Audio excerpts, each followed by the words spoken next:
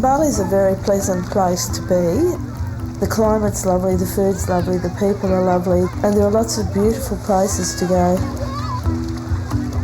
But the last 10 months has been surreal, basically.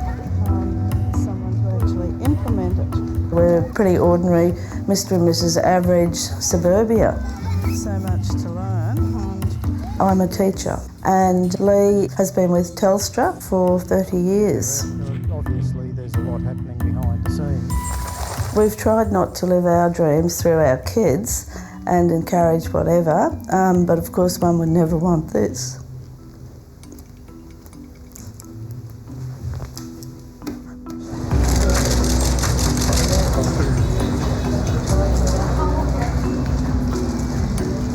Under no circumstances do I condone the trafficking of drugs. I particularly dislike drugs of any nature, always have. When I received a call from the Australian government authorities that Scott had been detained in Indonesia for attempting to export heroin, I was speechless, sickened to the gut.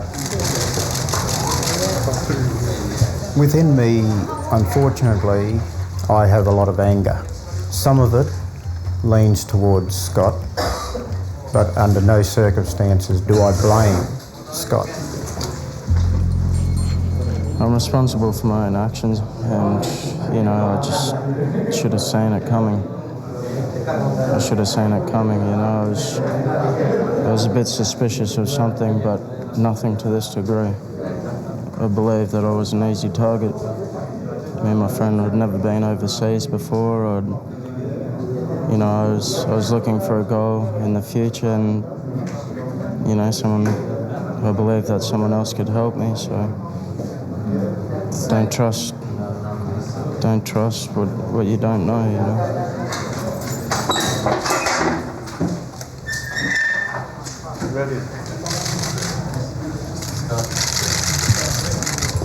In the early stages, when we understood that Scott may receive the death penalty, that was extremely disturbing to me, and we were told that they just take him away into the jungle and shoot them, and that their weapons are extremely inaccurate. One horrific dream that I had was where I could visually quite clearly see Scott being led off into the jungle to be shot by the very antique weapons, and I put myself in a position where I managed to get a rifle myself and yelled out, "I brought you into this world, I'll take you out, no one else will."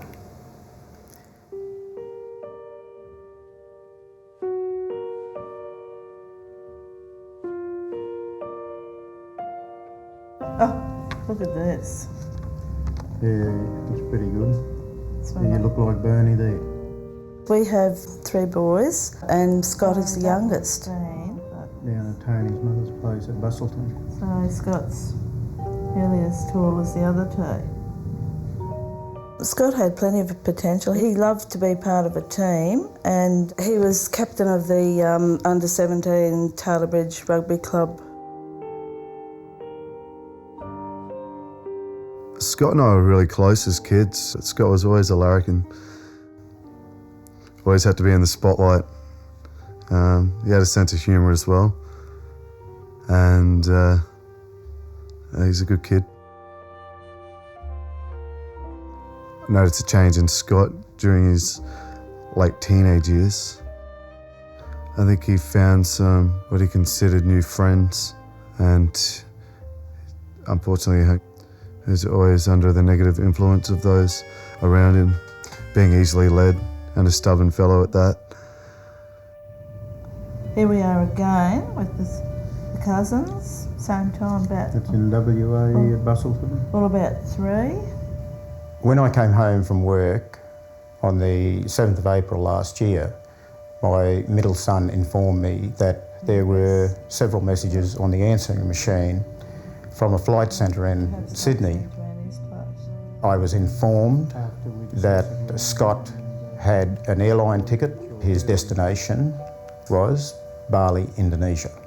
That floored me, considering that Scott never had a passport.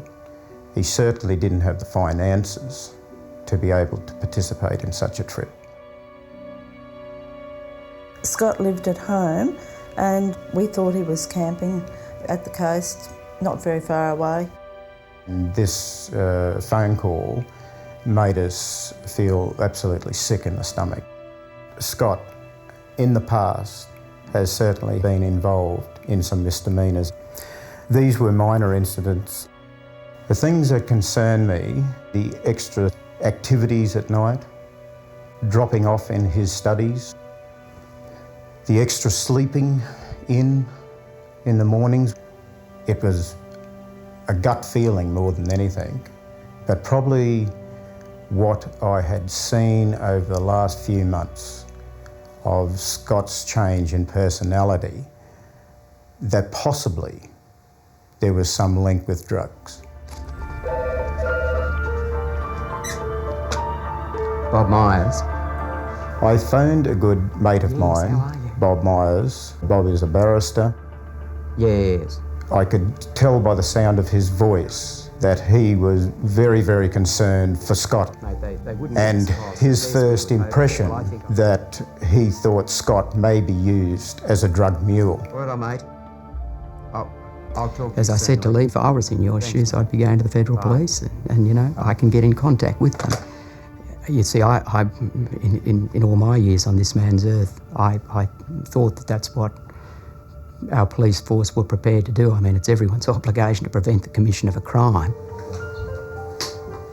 I was informed at 1:30 in the morning that Scott would be spoken to and asked not to board the flight to Bali.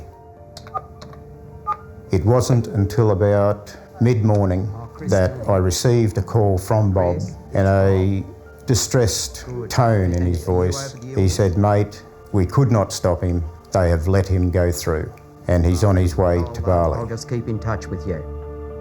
He was not approached when he was at the airport, and that is common practice. The AFP, in the first instance, had no lawful authority to stop Scott Rush. He is an adult. As it has now transpired, we now know that the Federal Police had a group of people under surveillance. So then you have to look at the next step, and that is, will alerting someone disrupt the operational integrity of our investigation? Clearly in this case, there was a risk that would occur, therefore we wouldn't do it.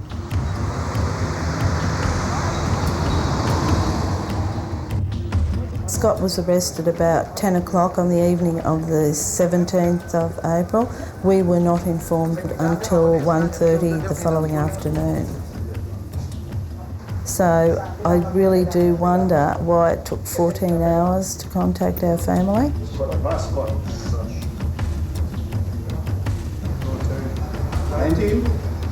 It was still surreal. It was unbelievable until we actually saw the pictures on the TV. It came as a complete shock to me. I was scared. I was completely scared at the time. There was one Australian officer present. I'm pretty sure he was involved in the capture of us. He got straight on his phone and said, "We've got him."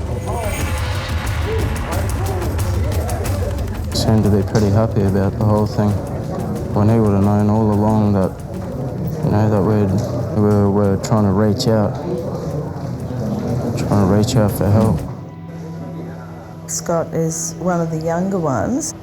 He was 19 and a half when he was arrested, and he's our baby. The pictures that were taken of them at the airport were disgusting, degrading and humiliating when they were actually stripped on camera and shown in their underpants. And I mean, to have that flashed around the world is just devastating. and I think that Scott is very lucky that he hasn't seen it.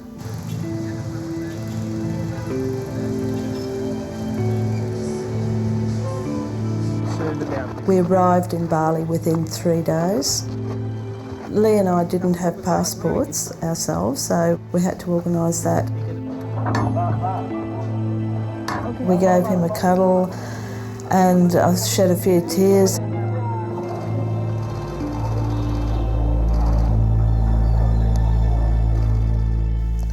It's dreadful. Unbelievably dreadful.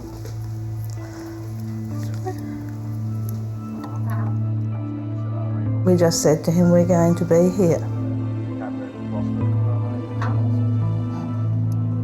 It's extremely important to have my parents here. My parents are giving me satisfaction of that I'm not, that I'm not a complete failure to them and complete failure to myself. I brought over a Bible for Scott. It was actually my Bible. The passage that I pointed out was John 14, let not your heart be troubled. Well, I hoped it might settle him down, give him hope.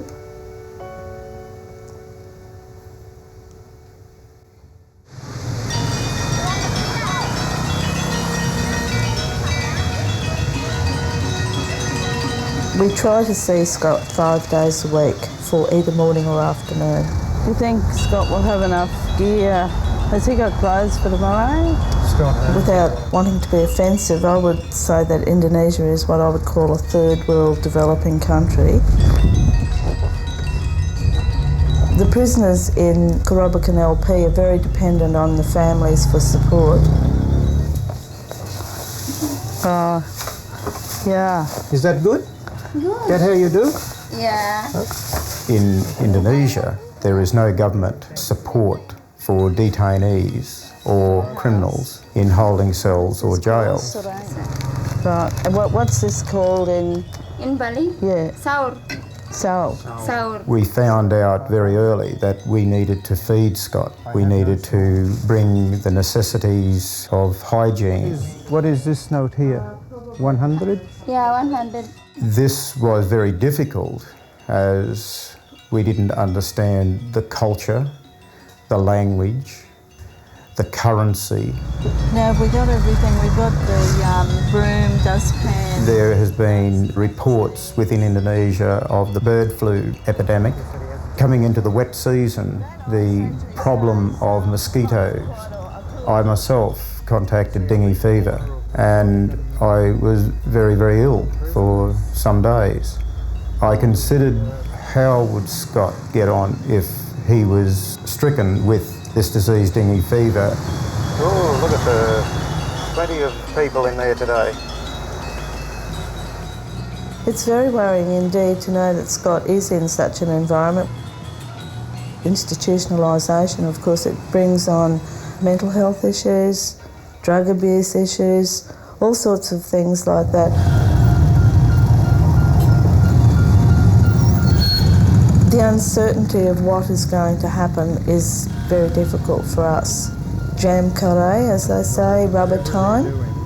You know, one can be packed up ready to go to visit and it just won't happen. There'll be a riot, a raid, a holy holiday, all sorts of things.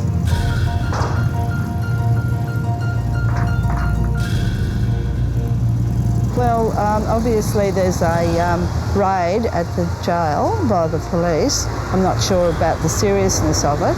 And we need to get Scott's clothes into him so that he can appear in court tomorrow because it's his defence day. So Lee's gone across to see if the guards will take the clothes and perhaps deliver them to Scott later so that he can be ready for court.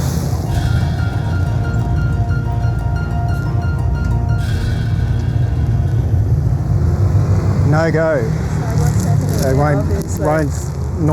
couldn't even entice them with money. I've got to come back about 7 o'clock in the morning. So, well, since Christmas, there's like problems with warnings about terrorism and that sort of thing, and since then they've really lifted up the security and they've done the odd check, you know, on a weekly, fortnightly basis, and yeah, just bad timing on our part. There have been 3 police raids at the Corrobokan LP jail since Christmas. Scott is my nephew.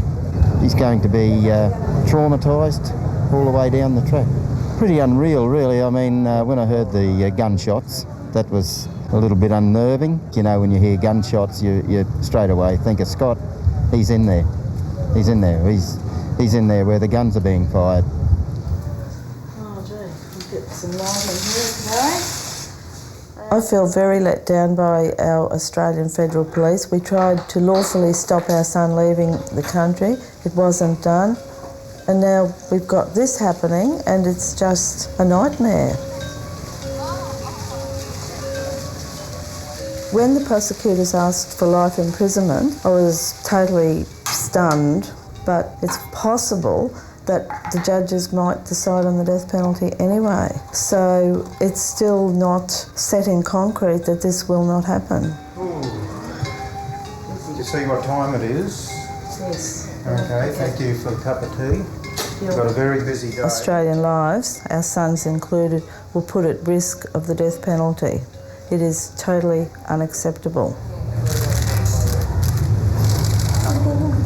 Australian Federal Police wrote 2 letters to the Indonesian police listing names of various people, Scott included, and they also gave information about where they would be staying, their passport numbers, and provided black and white photographs. It was stated in the Indonesian court by the police that Scott and the others would not have been arrested but for the information provided to the Indonesian police by our Australian Federal Police. The threat made me very frightened, and we were forced to follow whatever they told us to do. I had no opportunity to be away and escape from the threat, as I loved my family and my mother and my father.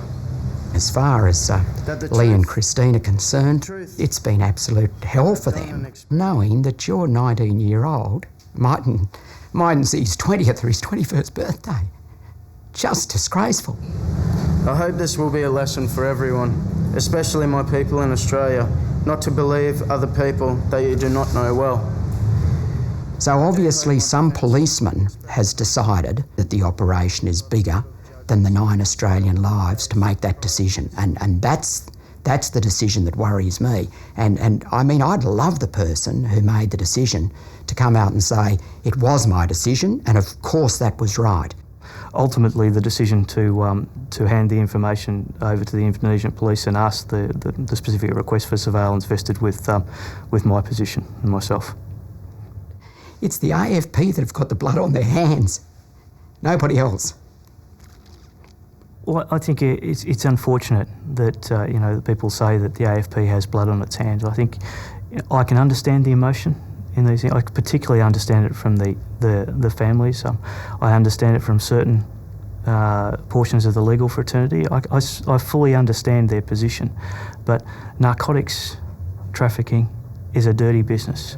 Even the police of Republic Indonesia has all the flight accommodation where you stay. If we talk about the young lives that have been destroyed by this, the people that have been arrested, there have also been a large number of young lives on the other side of the ledger that have been saved as a result of the AFP's operations over many years in interdicting, particularly heroin and other extremely harmful drugs, in the thousands.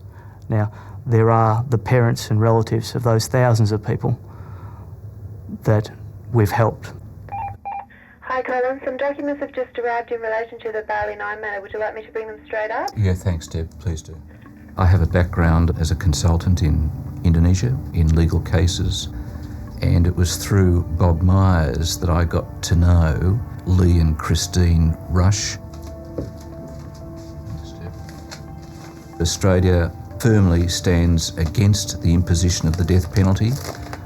When the Federal Police were appraised of the parents' concern, they could have set in train from a senior level conditions, as it were, before they tipped off the Indonesian National Police. They could have reserved for Scott and for all of the others a condition from Indonesia that there would not be an exposure of an Australian citizen, a teenager Australian citizen, to the death penalty.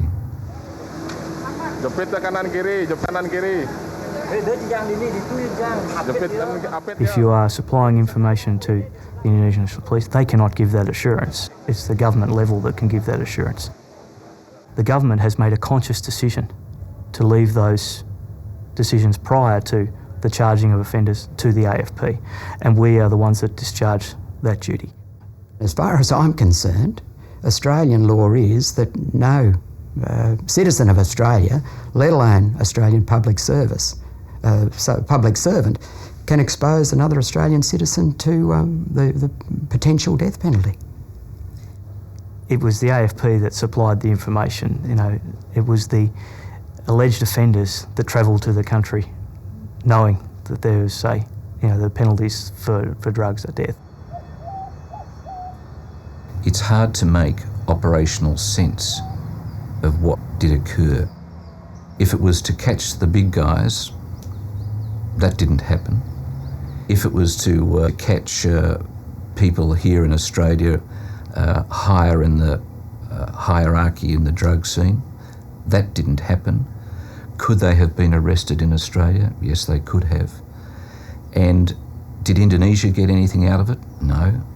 And did we, as an Australian society, get anything really out of it? Yes, some drugs were interdicted in Indonesia, but they would have been in Australia.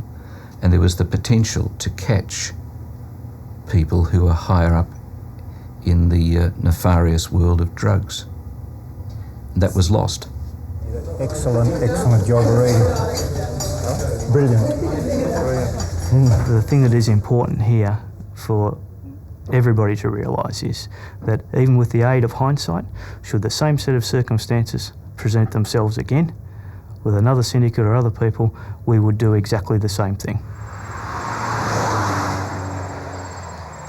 If Scott does obtain the life sentence, we have no intentions of moving to Bali.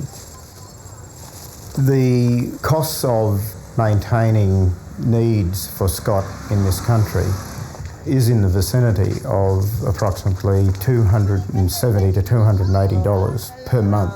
How are you? How are you? Are you good? We obviously have to rearrange our lives to find some way of supporting Scott here.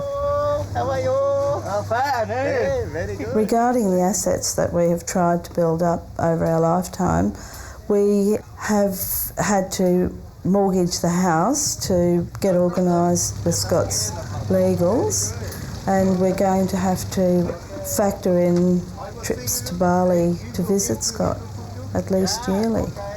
Bye-bye. Bye. We've actually had to rearrange our wills so that our other two sons will be responsible for Scott when anything happens to us.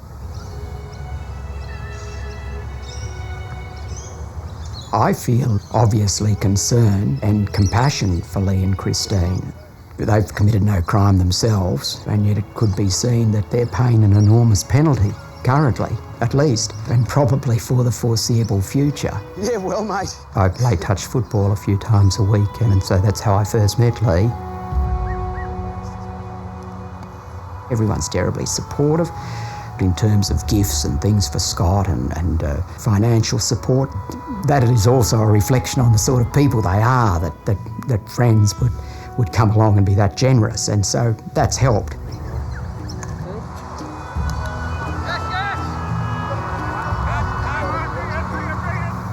Lee and I have been members of many groups, professional and sporting groups, and we've been very fortunate.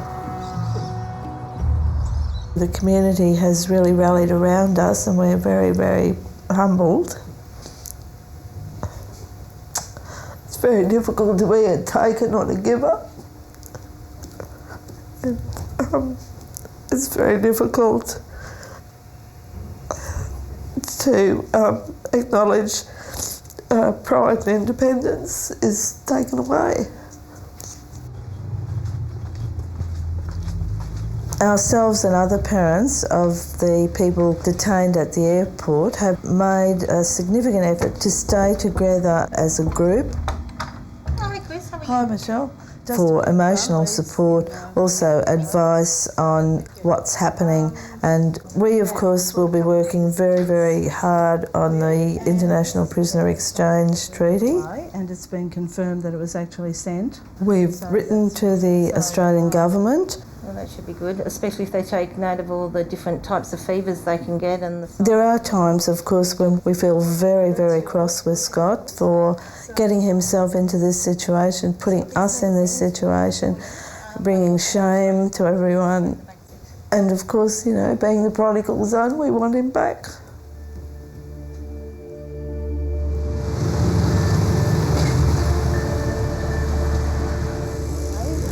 But we're really going to have to get organised before we leave, because we've got lots of things that he will really need there. The thought of Scott being here for potentially the rest of his life is very distressing. It's like ongoing grief, a sense of loss that's ongoing. Scott currently, when we go to visit him, is the young son, young man that we always thought he would become. Loving, caring, happy, talkative, willing to greet with a hug and a kiss. He's talking about futuristic ideas, improving his education, how he could become involved in business. I feel like I've destroyed everything for my parents, that I love them very much, and I appreciate everything I've done, and hopefully someday I will return it to them. There are chances for rehabilitation. There are chances that his sentence could be reduced. So there are opportunities that hopefully will come his way, and he will seize these opportunities to make something of his life.